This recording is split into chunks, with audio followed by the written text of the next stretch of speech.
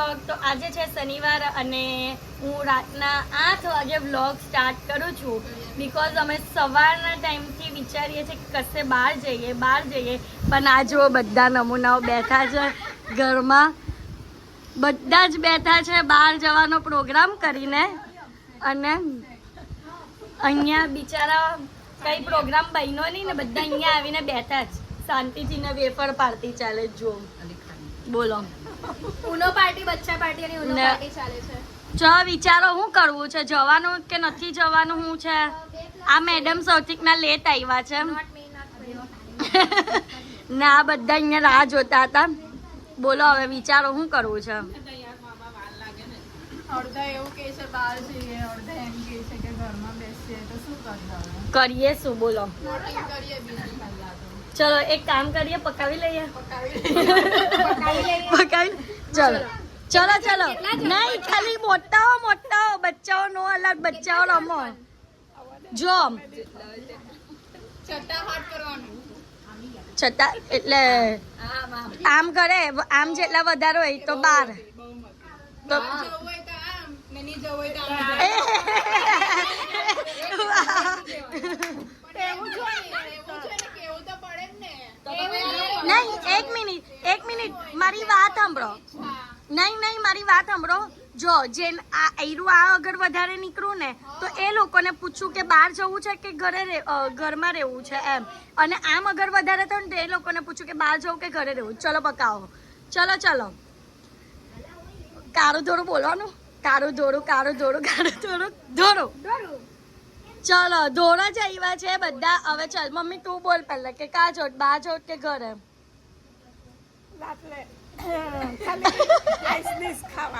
ચલો હવે તમે બોલો. તમે બોલ બહાર જવું કે ઘરે. ચલો હવે તમે બોલો. શું ચાલશે? તમે બહુ તૈયાર થઈને આવેલા તો બહાર નહીં જવાનું તો શું કરવાનું. ખાવાના અત્યારે એક પાર્ટી પહેલા મેં તો કઈ બોલતી જ નહીં. હું તો કઈ બોલતી જ નહીં. બહાર જતો રાખો નહીં ને. મેં બધે તૈયાર છું. ચાલો. આપને જા લઈ જાય ત્યાં ચાલે. કેમ આપને કઈ બોલવાનું. તો તમે એમ વિચારતો હોય કે આ બધી લેડીઝો છે કોણ. આ બેન છે મમ્મીની, આ પણ મમ્મીની બેન છે, આ પણ મમ્મીની બેન છે, ને આ મારી મમ્મી છે, ને આ મમ્મીની ભાભી છે, ને આ મારી બેન છે, આ મારી બેન છે, આ પેલી પણ મારી બેન છે, આ પણ મારી બેન છે, ને આઈરિયા પણ મારી બેન છે, ને પેલો મારો ભાઈ છે. તો અહીંયા બધી ખાલી ગર્લ્સ પાર્ટીઓ ચાલે જ. પણ એક છોકરો છે ને તો એમ નહીં કહેતા કે એક નાનો છોકરો શું કરે. હવે એ નાનો છે તો નાનાને તો લઈને આવવા જ પડે ને. સાચી વાત ને. તો અમારા બીજા મહેમાન આવી ગયા છે.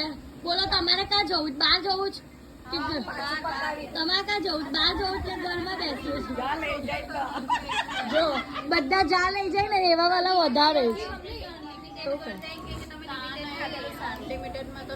મમ્મી પેલું યાદવમાં આપણે ગયેલા તે યાદવમાં બહુ પહેલા કેટલું દૂર છે તો સારું ને.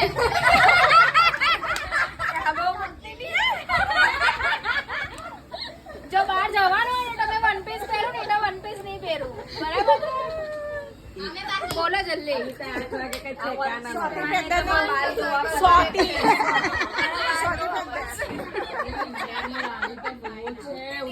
પણ બહુ જોઈએ ને ઈંડા બરે લાડી તો બોલ. તમે બોલો યાર કઈ શકતે કહાં જઈએ બહાર મને સજેશન આપો.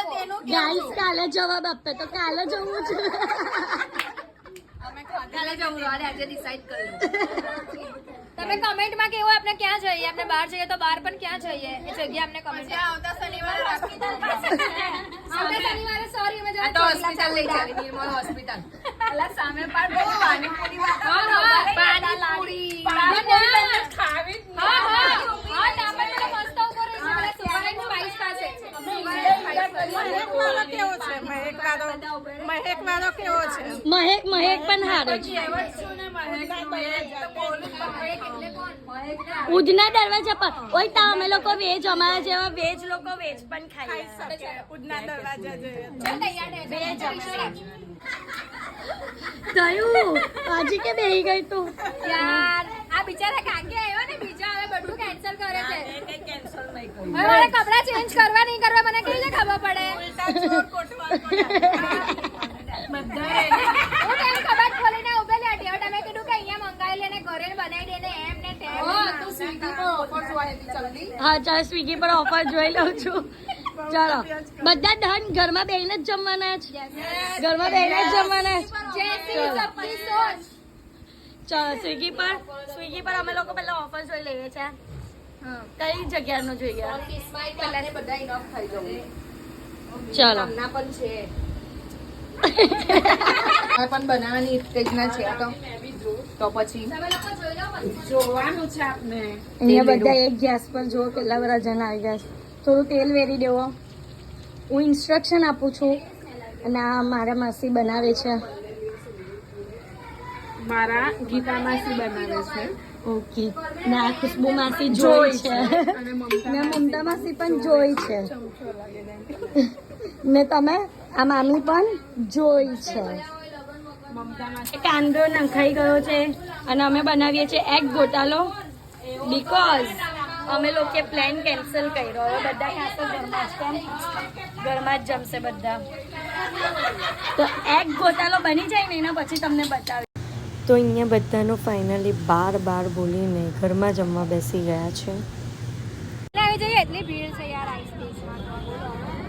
તો અત્યારે અમે લોકો આવેલા છીએ આઈસ ડીશ ખાવા માટે અને અહીંયા બધા બેસું જઈને આવીએ અત્યારે. દેખો આ મેનુ છે અને અમે આ રિઝનેબલ છે અને ફેમસ જગ્યાની પણ છે ice dish. બધા વેઇટ કરે છે. 2 મિનિટ અમારે હે 2 મિનિટ. આપનો ટોકન નંબર કયો છે? 44 44 ટોકન નંબર છે અને અત્યારે ચાલે છે કયો? 35 ચાલે છે એટલે હજી તો અમને બહુ વાર લાગી જશે.